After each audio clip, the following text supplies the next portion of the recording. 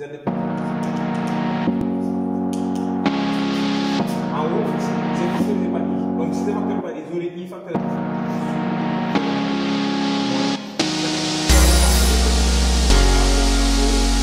Donc voilà. Donc dans cette vidéo, dans cette deuxième vidéo, nous allons parler d'interprétation géométrique d'un nombre complexe. On peut donner ce nombre complexe-là, grand Z, qui est égal à IZ plus 2 sur Z plus 1. Et on demande de donner une interprétation géométrique. Donc, interprétation géométrique.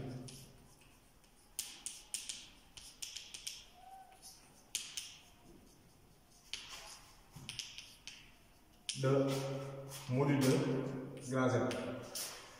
Maintenant, pour l'interprétation géométrique de module de grand Z, ce qu'on va faire, on va essayer de décomposer maintenant cette expression-là. Donc, comme on a grand Z égale IZ plus 2 sur Z plus I, on va essayer maintenant de décomposer les expressions de sorte à retrouver d'autres affixes. Par exemple, si je prends IZ plus 2, si je factorise par I, j'aurai Z moins 2I sur Z plus I. En haut, ici, c'est factorisé par I. Donc, si je factorise par I, j'aurai I facteur Z moins 2 sur Z plus 1. En bas, ici, je factorise par un signe moins. C'est-à-dire, là où j'ai Z plus I, je factorise par un signe moins, j'aurai I facteur de Z moins 2I sur Z moins, entre parenthèses, moins I. Voilà. Et donc là, on vient de décomposer maintenant les deux expressions. Maintenant, ce qu'on va faire, on va définir maintenant des points. Des points affectés de leur affixe respective. Donc, si on prend l'affixe Z, il est associé généralement au point M. Par contre, ce 2I, je peux l'affecter au point B ou bien au point A si je veux. Donc, je vais dire soit M d'affixe Z, B d'affixe 2I et A d'affixe moins I. Donc là, c'est nous qui avons défini ces points-là. L'exercice ne l'a pas défini, donc c'est à nous de le définir. Donc on définit le point M d'affixe Z, le point B d'affixe 2I et le point A d'affixe moins I. Et maintenant, l'expression de grand Z va donner ceci. Donc on a grand Z égale I facteur de Zm moins Zb sur Zm moins Za. Et maintenant, on passe à quoi? On passe au module. Donc, si on passe au module, on a module de grand Z égale à module de I Zm moins Zb sur Za, Zm moins Z moins Za. Donc là, on a passé au module. On décompose d'abord et on passe au module. Donc, après avoir passé au module maintenant, nous allons passer aux distances. Donc, voici maintenant la méthode pour l'interprétation géométrique de module de Z. Donc, nous allons passer aux distances maintenant.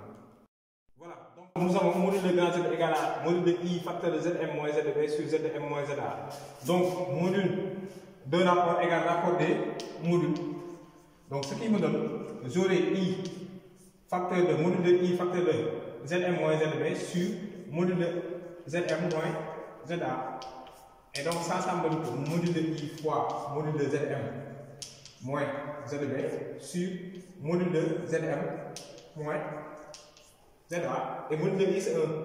Mais module de Zm moins Zb c'est la distance Mb. Et module de Zm moins Za c'est la distance Ma. Maintenant, l'interprétation géométrique. L'interprétation géométrique de Z, le module de Z c'est la distance Mb sur la distance Ma. Donc c'est ça maintenant l'interprétation géométrique maintenant de module de grand Z.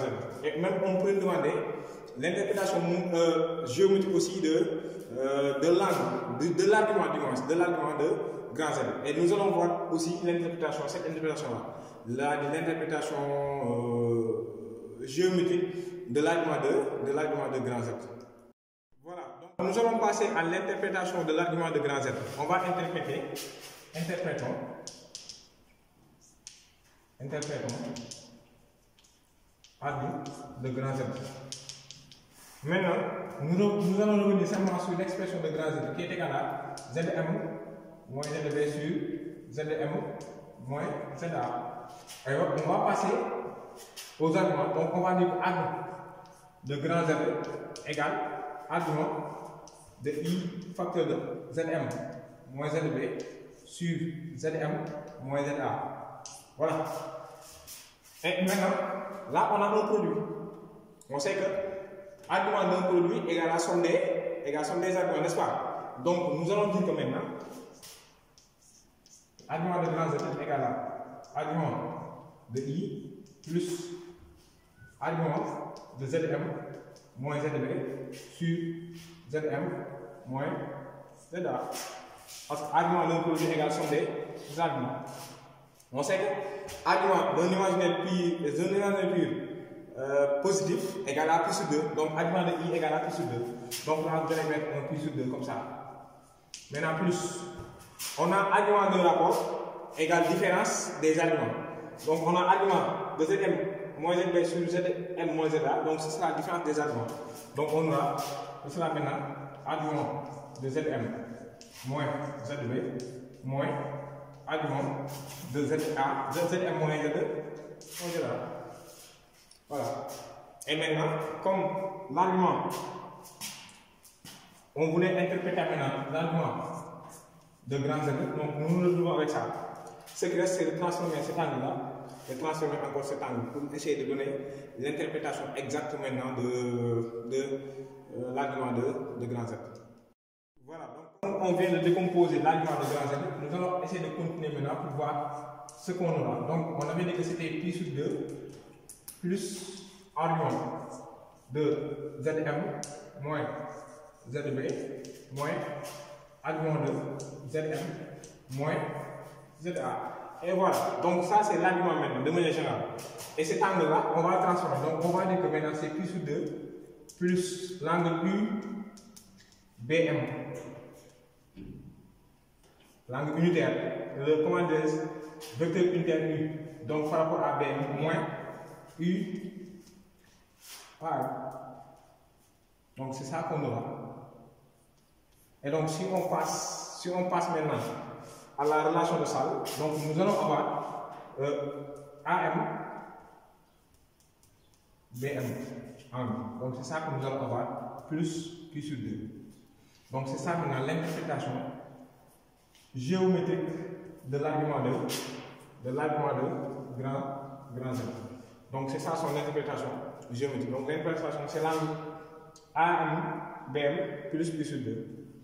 Donc c'est ça maintenant que l'interprétation nous a donné. Et là aussi on peut même demander l'ensemble des points. L'ensemble des points tel que argument de grand Z égale à 0, modulo pi, ou bien 0 modulo 2 pi, ou bien même l'argument de grand Z égale à pi sur 2 modulo pi, ou bien pi sur 2 modulo 2 pi, etc. etc. Donc c'était tout pour cette vidéo. Et n'oubliez pas de partager avec vos amis, de la liker, parce que le fait d'aimer la vidéo récompense le travail fourni. Merci et à très bientôt.